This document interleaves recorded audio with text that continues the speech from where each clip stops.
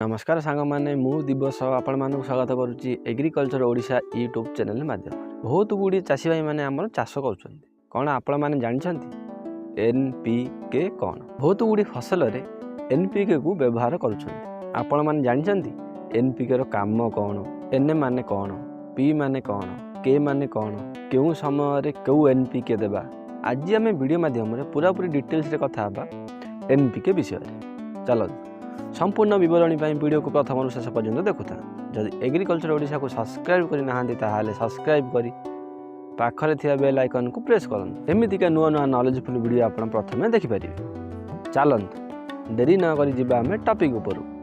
प्रथमे आपण जानंतु आम फसल को केउ को न्यूट्रिएंट आवश्यक होता मुख्यतः तीन भाग में विभक्त करा जाय। प्रथमटी है प्राइमरी, द्वितीयटी है सेकेंडरी, 3 नंबर है माइक्रो न्यूट्रिएंट। आज आम वीडियो माध्यम कथा प्राइमरी न्यूट्रिएंट बा एनपीके।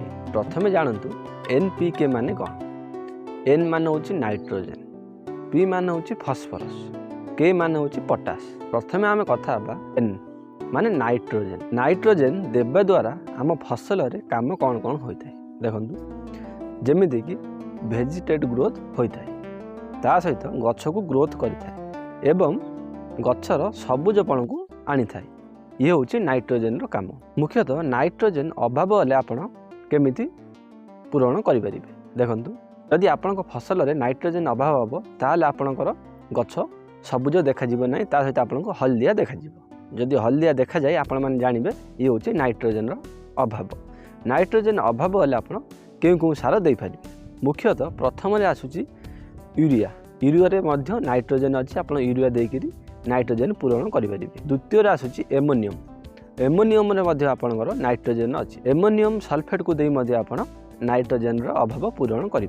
3 नंबर आसूची नाइट्रेट मान नाइट्रेट फर्मुलेसन को आप नाइट्रोजन पूरण करें। यार काम केमती देखंतु नाइट्रोजन टी अल्परे काम करें, एमोनियम टी आउ टे जल्दी काम करें, नाइट्रेट पूरापूरी फास्ट रे काम करें। यही तीनोटी फर्मुलेसन आप नाइट्रोजन अभाव पूरण करें। 2 रे आसूची पी। पी मान हूँ फॉस्फोरस। फॉस्फोरस क्यों अवस्था देवा दरकार देखंतु फॉस्फोरस को आपण गछ बा प्लांटर सब अवस्था फॉस्फोरस को दि जाए।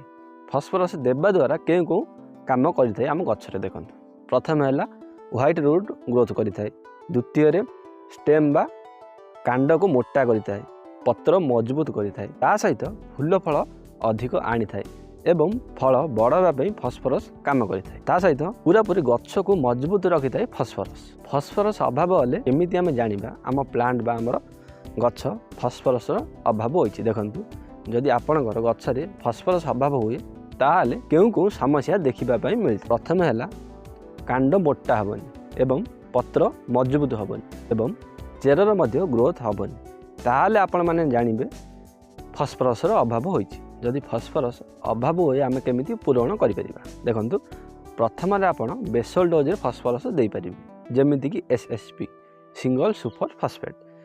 बेसल डोज रे आपण एसएसपी को दे पारिबे ये आपण बेसल डोज रे दे पारिबे नचेत सीधा फसल रे आपण व्यवहार करि पारिबे। प्रथम है डीएपी, 2 रे 12 32 16, 3 नंबर है 10 26 26। मुख्यतः तीनोटी सारा आपण फॉस्फोरस अभाव हेल्ले आपण दे पारिबे। ये तीनोटी सारा आपण दे पारिबे। नेक्स्ट रे हम कथा हबा के मान होची पोटास। पोटास सार अभाव हेल्ले आमर गछरे कौन कौन सिम्पटम देखा मिलता है। प्रथम है फलर ओजन मिल न थाए एवं पत्र रे साइड टिके स्क्रैच आसी थाए। जदि एमिति है आपण माने जानिबे पोटास सार अभाव होता है। जदि पोटास सार अभाव हुए ताहले आम केमिति पूरण करिबा देखंतु प्रथम आसूची म्यूरेट ऑफ पोटास। यही पोटास सार को आप सीधा गछरे दे पारिबे नचेत जदि आप स्प्रे करने चाहते ताहले आप 0050 को व्यवहार करें। पोटास सार देवा द्वारा आम गछर पूरापूरी मजबूत रही है ता सहित रोग प्रतिरोध शक्ति बढ़ाई थाए पोटास सार देवा द्वारा। आज आम वीडियो माध्यम पूरापूरी डिटेल्स रे कथा एनपीके सार कौन, एनपीके सार अभाव हेल्ले आमर कौन कौन सिम्पटम्स देखा मिल पूरापूरी डिटेल्स रे कथा। नेक्स्ट वीडियो आम कथा सेकेंडरी कौन, माइक्रो न्यूट्रिएंट कौन।